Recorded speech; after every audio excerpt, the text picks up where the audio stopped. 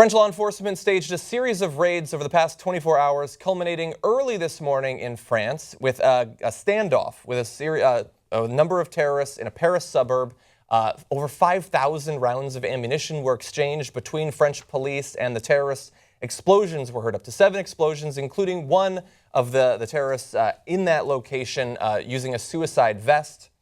Unfortunately, the people that they had gone in that raid to that particular apartment for were not there, but at least 2 were killed and 8 arrested after a police raid in St Denis early Wednesday. Abdelhamid Abouad and Salah Abdesalam, 2 men involved in Friday's attacks, are believed to be masterminds in Friday's attacks, were not among those arrested, although the belief that they were at that location is one of the things that spurred the raid in the first place. As I said, there was a great deal of fire during the standoff. Heavy ordnance used as well. It's believed that the apartment might actually end up collapsing as a result of the damage done to it. The roof caved in. So obviously this was not simply a kick in the door, you get your man thing. This was like urban warfare, basically, in a suburb of Paris. 5 police officers were injured in the raid. Approximately 50 officers in total were deployed. In addition, Diesel, a 7-year-old police dog, was killed, launching another hashtag in reference to the police dog. I think we've gone a little bit hashtag friendly. I think you're too much in terms of the hashtags. But the interesting thing is that while this is the headlining raid where they thought they might get the mastermind of the attacks, it resulted in people dying, suicide vest going off. And French law enforcement are quick to say that they believe that these people remaining there were likely to have committed future acts of terrorism, perhaps in the very near future. And so they think that they got in there just at the right time, which could be true. But overall, throughout France, authorities conducted 118 more searches just over the last night, arresting 25 people and seizing 34 weapons. That brings the total number of searches to 414 and the number of arrests to 60 over the past 3 nights. They've found illicit drugs in 16 different locations, and 118 people are currently under house arrest. So there's all the chance in the world that a lot of other sorts of criminals, perhaps drug dealers, are being sort of caught up in this series of raids. Right. But if they're breaking the law, it's a win-win, I guess. I guess. Except for them. I mean, I think this is going to carry on. I think this is going to carry on for another couple of weeks, at least, in terms of this level of violence, this level of intensity, and trying to catch, in particular, the man that they've identified as the ringleader, the mastermind of the attacks, who's this Abdelhamid Abouad. It's difficult for me to say. I think you did it admirably, but I wouldn't know. But I mean, certainly the level of violence. I mean, it sounded. You listen to the eyewitness accounts, and there was one that I heard a woman who actually lived underneath, who was trying to holding onto her baby. It's harrowing. The level, the intensity of the violence, the fact that she thought that the roof was going to fall in, and she's just trying to stay down, stay low, turn the lights off. I mean, this is France in 2015. They haven't seen this level of violence since 1944. Exactly.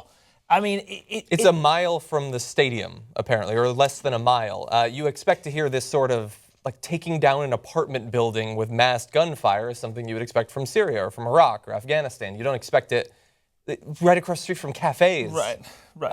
But this is sort of a taste of what other parts of the world have had to deal with in regard to their fight against ISIS. Yeah. And for the people living in the location, the idea that terrorists had been living amongst them, obviously a bit of a wake-up call. Who knows in the end how many of the people who've currently been arrested will be found to be actively involved in either ISIS or other terrorist groups. I assume that they're probably going to err on the side of being overly cautious in terms of how many people they bring in. Cautious in terms of bringing in as many people as possible, I mean. Right. Not cautious in terms of not wanting to do a false positive. But yeah, I mean, France, it's the level of violence that, as you pointed out, they haven't seen since the 40s. They feel the need to respond in a very vigorous way, although, as we're going to talk about a little bit later on, not in a xenophobic way. Right. I mean, what's interesting as well is the fact that this has sparked, obviously, that age-old debate in this country about the need for ever greater surveillance. Yeah. And what struck me from this is the fact that when you have James Comey, who it's very difficult to really kind of believe anything that comes out of that man's mouth in regards to some of the other comments that he's made in terms of lying in front of Senate hearing committees about the level of surveillance that was going on, whether they were actually going into people's phone records.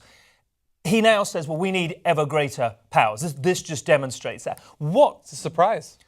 Well, what Paris shows, though, John, for me, it wasn't a failure of intelligence. It wasn't a failure of surveillance. What it was a failure to be able to have the manpower to do anything with the information that they had. These people, a lot of these people were on terror watch lists. Yeah.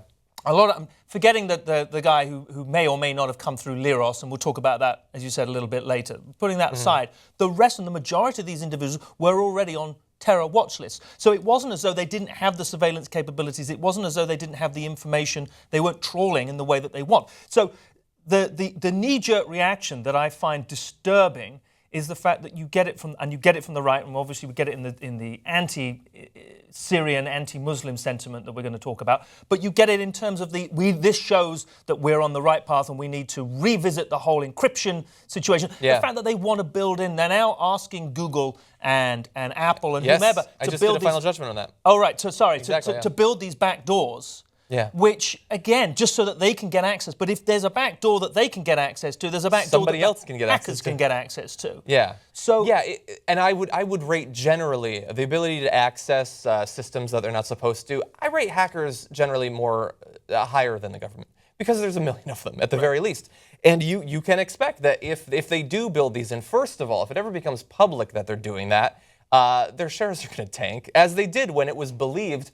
Apple points out, Tim Cook says repeatedly, they have never given information to the government in response to government requests. I find that a little bit questionable. Right. But if people find out that they're specifically putting in hardware or software backdoors into their devices or their software, then people are going to lose their shit. Or I would hope that people lose their shit. Of course. I mean, but we should never underestimate the willingness of the American people when they're scared to give up their constitutional rights. But it's been demonstrated, and the Senate committee hearing that the current administration conducted into the efficacy of that surveillance and of that. I'm talking specifically. I'm not just talking about surveillance generally, but in terms of that metadata. So in terms of just that broad net of information that they gathered, it was proven, and the Senate committee hearing showed that it did not provide any discernible efficacy in terms of actually preventing terrorist attacks. Yeah. So it doesn't do its job. Yeah, but that for whatever reason, whether a technique or a tactic or a system or a policy does its job is like 30th on the list of priorities in terms of whether we should have it. Enhanced interrogation, the strategy of torture that we pursued for a number of years in a number of different countries, no one's been able to point out to how it actually stopped a terrorist attack or gave us significant information we hadn't gotten from other sources, but we should have it anyway. The gathering up all of the phone metadata and records, again, if they could point to a terrorist attack that had been foiled as a result of that, they would do it at every opportunity, but they can't do it, yet we still have to have it. The software backdoors. We should be worried about the refugees coming in, even though we have no indication that in the past 15 years, any of the many hundreds of thousands of refugees we've allowed into the U.S. has ever been tied to a terrorist group. But for some reason, none of these things matter. It doesn't matter if the policy works. It doesn't matter if the strategy works. Just continue to do it, and perhaps because they don't have any alternative, or any alternative that they ideologically are willing to pursue. Right. And it's on the right and on the left, as I said in the final judgment. It's John McCain and Dianne Feinstein are both saying we need to build these into all smartphones, despite the lack of any evidence that it would actually help in terms of stopping a terrorist attack, even if you were okay with giving up your constitutional protections.